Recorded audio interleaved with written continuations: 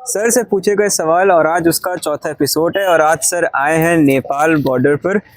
तो सर आप कैसे हैं? बहुत अच्छे हैं। हम लोग आज परिवार के साथ नेपाल की यात्रा पर है। हमारे साथ सीतामढ़ी के सोनू जी हैं, धर्मपत्नी जी हैं और हम लोग इस समय भारत नेपाल की सीमा पर हैं और आप लोगों के लिए जो क्वेश्चन आज हैं उसके आंसर देंगे और आप लोग इस क्वेश्चन को देखिएगा। I am Harjari Srivastava, law experts, परीक्षा refresher, online law classes from Allahabad. तो सर आप नेपाल में आप हैं, तो सबसे पहले नेपाल से क्वेश्चन शुरू करते हैं। तो नेपाल की कॉन्स्टिट्यूशनल पोजीशन क्या है? देखिए, यहाँ पर मोनार्की के साथ डेमोक्रेसी है। यहाँ पर अभी भी राजतंत्र के साथ लोकतंत्र आया हुआ है। राजतंत्र धीरे धीरे यहाँ पर अब उतना स्ट्रांग नहीं रह गया है, लेकिन लोकतंत्र यहाँ पर प्रधानमंत्री का चुनाव होता है और यहाँ पर सांसदगण भी होते हैं। क्या नेपाल किसी का गुलाम रहा है? नहीं, नेपाल ही एक ऐसा देश रहा है जो एशिया के ऐसे देशों में रहा है जिस पर कभी भी किसी भी विदेशी शक्ति का, न यूरोपियन का, कभी इस पर कब्जा रहा है। और सर नेपाल के सबसे जो पीएम बनते हो सबसे पहले किस देश का दौरा करते हैं? हाँ, देखिए, एक परंपरा है। वैसे तो कोई नेपाल के संविधान में ऐसा नहीं कहा है, लेकिन परंपरा है कि जब नेपाल के कोई नए प्रधानमंत्री बनते हैं तो वो भारत की यात्रा पर आते हैं। एक मैत्री संबंध है, वो बहुत दिनों से चला आ रहा है कि वो शपथ लेने के बाद पहली बार भारत की यात्रा पर आते हैं और भारत के जितने भी गणमान्य के लिए कि बीएनएस के सेक्शन 173 क्या है? देखिए, 170 करके बना है, जो सीआरपीसी में 154 में एफआईआर, BNSS 2023 के सेक्शन 173 में। और सर देखिए, जब एफआईआर लॉन्च होती है, एविडेंस नहीं मिलते हैं, तो वो क्या करता है, अपने इन्वेस्टिगेशन का जो अंत करता है वो फाइनल रिपोर्ट लगा के करता है, जो इस समय BNSS के सेक्शन 189 है। और सर बीएनएस के सेक्शन जैसे हमने बताया, इन्वेस्टिगेटिंग ऑफिसर्स को अगर सफिशिएंट एविडेंस मिलता है तो वो क्या करता है, 190 में चार्जशीट लगा देता है। और सर क्या कभी एफआईआर के केस कंप्लेंट केस में कन्वर्ट हो जाते हैं? देखिए, होता क्या है कि एफआईआर के केस जो होते हैं वो तभी ऐसा हो पाता है जबकि इन्वेस्टिगेटिंग ऑफिसर ने फाइनल रिपोर्ट लगाया है और फाइनल रिपोर्ट लगाने के बाद जो कंप्लेनेंट होता है वो प्रोटेस्ट करता है कि मुझे मुकदमा लड़ना है, तब वो एफआईआर ट्रीट एज कंप्लेंट हो जाती है। ये स्पेसिफिक कंडीशन में होती है जो 2008 के क्रिमिनल लॉ अमेंडमेंट एक्ट के द्वारा जोड़ी गई है। सर अगला क्वेश्चन आपके लिए, सुप्रीम कोर्ट के पहले सबसे बड़ी कोर्ट कौन सी थी? हाँ, देखिए, ब्रिटिश पीरियड में सुप्रीम कोर्ट के पहले इंडिया की सबसे बड़ी जो कोर्ट होती थी उसका नाम था फेडरल कोर्ट, जो 1935 के गवर्नमेंट ऑफ इंडिया एक्ट के द्वारा बना था और उसी फेडरल कोर्ट को, जिसको संघीय न्यायालय कहते थे, रिप्लेस करके हम लोग के सामने सुप्रीम कोर्ट बना हुआ है। और सर क्या सुप्रीम कोर्ट दिल्ली से बाहर भी सुनवाई कर चुकी है? हाँ, नॉर्मली तो नहीं करती, लेकिन ऐसा प्रोविज़न है, 2 बार ऐसा हुआ है। एक बार हैदराबाद में उसने सुनवाई किया, एक बार कश्मीर में सुनवाई किया हुआ है, 2 बार हुआ है। और सर क्या सुप्रीम कोर्ट के ऑर्डर सबको मान्य रहते हैं? हाँ, देखिए, कॉन्स्टिट्यूशन की आर्टिकल 141 कहता है कि सुप्रीम कोर्ट के द्वारा दिया गया जो डिसीजन होता है होल द इंडिया में माना जाता है, कोई भी उसको डिनाई नहीं कर सकता है, मस्ट है मानना। और सर क्या अगर कोई सुप्रीम कोर्ट के ऑर्डर्स ना माने तो फिर?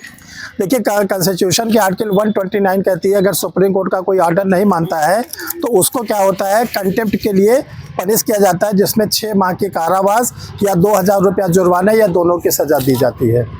और सर क्या सुप्रीम कोर्ट में कोई वुमेन सीजेआई रही हैं? अभी तक तो नहीं रही हैं, लेकिन ये प्रपोज्ड है कि 2027 में जस्टिस DV नागरत्ना, जो इसमें प्रेजेंट में सुप्रीम कोर्ट के जस्टिस है, उनको चांस मिलेगा सीजेआई बनने का। अगर वो बनती हैं तो ये पहली बार भारत के इतिहास में होगा कि कोई महिला chief justice of India supreme court में बनकर आई है सामने।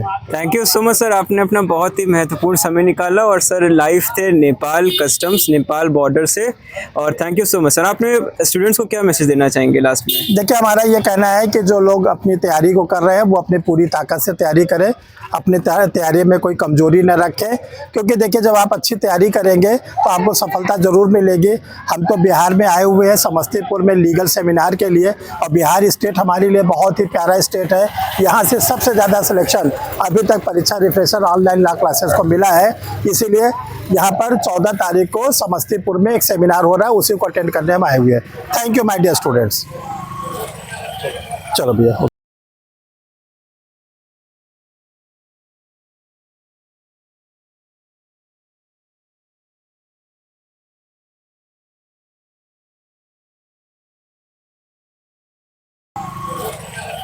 चलो भैया, परीक्षा रिफ्रेशर ऑनलाइन लॉ क्लासेस को आप क्यों ज्वाइन करें? पिछले 1 साल का ऑनलाइन लॉ क्लासेस का रिकॉर्ड रहा हमारा, वो अगर आप देखें तो 110 स्टूडेंटों ने बिहार के एपीओ के लिए क्लास लिया, उसमें से 55 स्टूडेंटों ने फाइनल सिलेक्शन लिया, जो इस समय बिहार के गया जिले में ट्रेनिंग कर रहे हैं।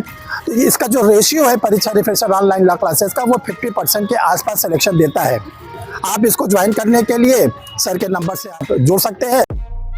का पूरा सहयोग रहा। हर स्टेज पर सर ने सर की वो क्लासेस जो भी थी उन्होंने उसमें हमें समझाया गया किस तरीके से हमको अच्छे से अच्छा और धीरे धीरे करके अपने आंसर देने और जो पूछा जाए सिर्फ वही तक का आंसर देना, ज्यादा अपना शो नहीं करना। और सर ने हर स्टेज पर जो 3 बार हमारे सर ने मॉक लिए थे और तीनों स्टेज पे हमें हमारी जो मॉक लेते थे उसके बाद हमारी कमियों को बताते थे कि आपके इस मॉक में ये कमी है, इसको सुधारो।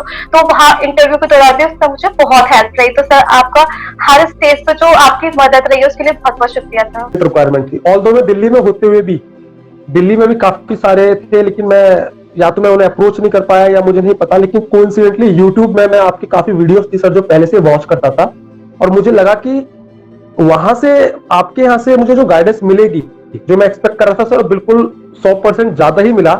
और ये सफलता जो मुझे मिली है इसके लिए मैं ईश्वर का तो धन्यवाद दूंगी ही, साथ साथ आपका भी एक सहयोग रहा है मेरी इस सफलता में। तो मैं आपको भी बहुत बहुत मतलब दिल से आभार प्रकट कर रही हूँ।